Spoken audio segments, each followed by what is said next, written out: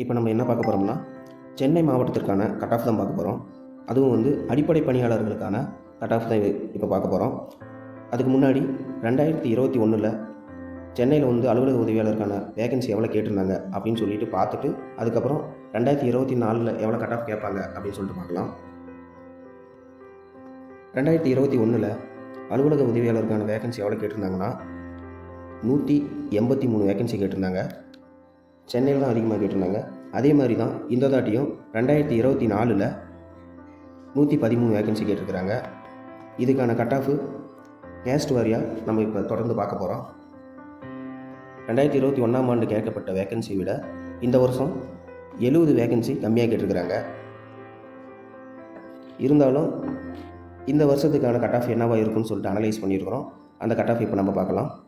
First வந்து ஜென்ரலுக்கு வந்து 90 மார்க்கும், ஜென்ரல் தமிழ் மீடியத்துக்கு வந்து 88 மார்க்கும், ஜென்ரல் உமனுக்கு வந்து 84 மார்க்கும், ஜென்ரல் உமன் பிஎஸ்டிஎம்க்கு வந்து 82 மார்க்கும், ஜென்ரல் ப்ரியாரிட்டிக்கு வந்து 86 மார்க்கும், ஜென்ரல் தமிழ் மீடியம் ப்ரியாரிட்டிக்கு வந்து 65 மார்க்கும், அடுத்து வந்து பிசிக்கு வந்து 80 மார்க்கும், பிசி தமிழ் மீடியத்துக்கு வந்து 76 மார்க்கும், பிசி உமனுக்கு வந்து 74 மார்க்கும் கேட்பாங்க. அடுத்து வந்து பிசி உமன் தமிழ் மீடியம் இதுக்கு வந்து எவ்வளோ கேட்பாங்கன்னு பார்த்தீங்கன்னா 70 மார்க்கும், பிசி உமன் விடோ இவங்களுக்கு வந்து எவ்வளோ கேட்பாங்கன்னு பார்த்தீங்கன்னா 50 மார்க்கும் கேட்பாங்க.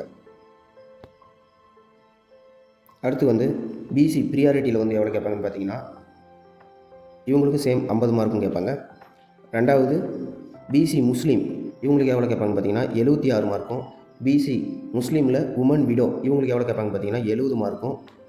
அடுத்து எம்பிசியில் வந்து எவ்வளோ கேட்பாங்கன்னா 78 மார்க்கும். அடுத்து எம்பிசியில் தமிழ் மீடியம் படித்தவங்களுக்கு எவ்வளோ கேட்பாங்க பார்த்தீங்கன்னா 76 மார்க்கும். தமிழ் மீடியம் படித்தவங்கன்னா தமிழ் மீடியம் சர்டிஃபிகேட் அப்லோட் பண்ணவங்களுக்கு 76 மார்க்கும் கேட்பாங்க.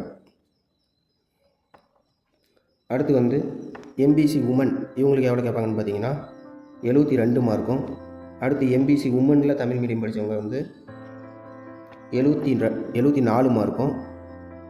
அடுத்து வந்து எம்பிசி உமன் விடோவுக்கு வந்து 65 மார்க்கும் கேட்பாங்க.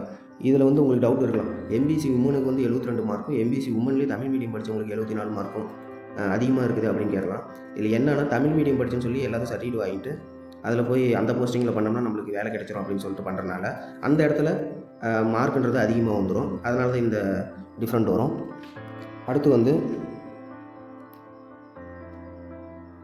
அடுத்து எம்பிசி ப்ரியாரிட்டியில் வந்து எவ்வளோ கேட்பாங்கன்னா